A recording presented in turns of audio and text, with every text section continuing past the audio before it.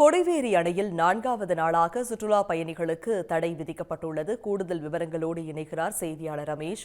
ரமேஷ், மாவட்ட நிர்வாகம் சார்பாக என்ன மாதிரியான அறிவுறுத்தல்கள் வழங்கப்பட்டுள்ளது? முழு விவரங்கள்.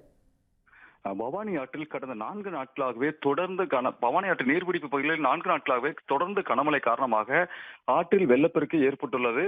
குறிப்பாக ஈரோடு மாவட்டத்துடைய முக்கிய சுற்றுலா தலமாக விளங்கக்கூடிய இந்த கொடிவேரி அணையில் பாத்தீங்கன்னா பாதுகாப்பு கம்பிகளை தாண்டி தண்ணீர் வெளியேறி வருகிறது. 3 நாட்களாக தொடர்ந்து அடுத்தடுத்து 3 நாட்களாக 10,000 12,000 தண்ணீர் வரை அந்த கொடிவேரி அணையிலிருந்து வெளியேற்றப்படுவதால் அணை மூடப்பட்டு சுற்றுலா பயணிகளுக்கு தடை விதிக்கப்பட்டுள்ளது.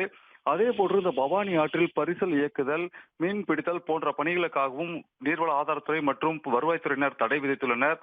இந்த பவானி ஆற்றில் நீர்வரத்து குறைந்தால் மட்டுமே இந்த பகுதிக்கு சுற்றுலா பயணிகள் அனுமதிக்கப்படுவதோடு மற்ற பணிகளுக்கும் அனுமதிக்கப்படும் என வருவாய்த்துறை அதிகாரிகள் அறிவித்துள்ளனர். அதே போன்று இந்த வலியோர கிராமங்கள் முழுவதுமே வெள்ள அபாய எச்சரிக்கை மாவட்ட நிர்வாகம் மற்றும் வருவாய்த்துறை சார்பில் விடுக்கப்பட்டு அந்த பகுதி முழுவதும் வருவாய்த்துறையினர், நீர்வள ஆதாரத்துறை மற்றும் காவல்துறையினருடன் பாதுகாப்பு பணி, கண்காணிப்பு பணியிலும் ஈடுபட்டு வருகின்றனர். தொடர்ந்து இந்த அணைக்கு நீர்வரத்து என்பது பவானிசாகர் அணையிலிருந்து திறந்துவிடப்பட்ட 9,300 கனஅடி மட்டுமின்றி குண்டேரி பள்ளம், பெரும்பள்ளம் போன்ற அணைகளில் இருந்தும் அதே போன்று 10க்கும் மேற்பட்ட சிறிய மற்றும் பெரிய அளவிலான ஓடைகளில் இருந்தும் வரக்கூடிய மழைநீரும் பவானி ஆற்றில் கலந்து வருவதால் தொடர்ந்து நீர்வரத்து அதிகரித்துக் கொண்டே இருக்கிறது.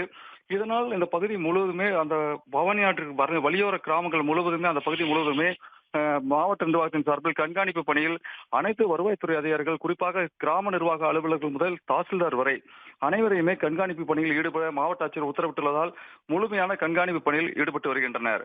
அதே போன்று பவானி ஆற்றில் தண்ணீர் குறைந்தால் மட்டுமே சுற்றுலா பயணிகள் அனுமதிக்கப்படுவார்கள் என நீர்வள ஆதாரத்துறை அதிகாரிகளும் தெரிவித்துள்ளனர்.